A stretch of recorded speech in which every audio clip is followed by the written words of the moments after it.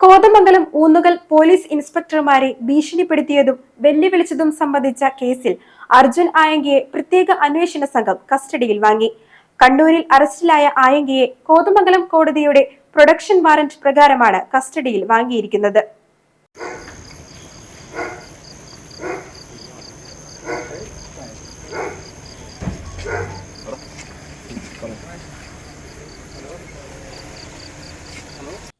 കണ്ണൂരിൽ ദിവസങ്ങൾക്ക് മുമ്പ് അറസ്റ്റിലായ അർജുൻ ആയങ്കിയെ വെള്ളിയാഴ്ചയാണ് പ്രത്യേക അന്വേഷണ സംഘം കസ്റ്റഡിയിൽ വാങ്ങിയത്.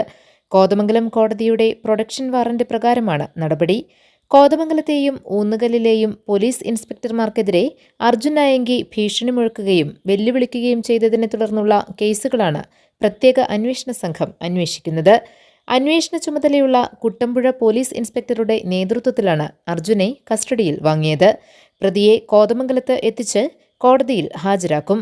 കോതമംഗലം കോടതിയിൽ അപേക്ഷ നൽകി വീണ്ടും കസ്റ്റഡിയിൽ വാങ്ങിയ ശേഷമാകും തെളിവെടുപ്പും ചോദ്യം ചെയ്യലും. കോതമംഗലം സ്റ്റേഷനിൽ അർജുൻ ആയങ്കിയെ അറസ്റ്റ് ചെയ്തതിനെ തുടർന്നാണ് സംസ്ഥാനത്താകെ ചർച്ചയായ സംഭവ വികാസങ്ങളുണ്ടായത്. GTV news, Kothamangalam.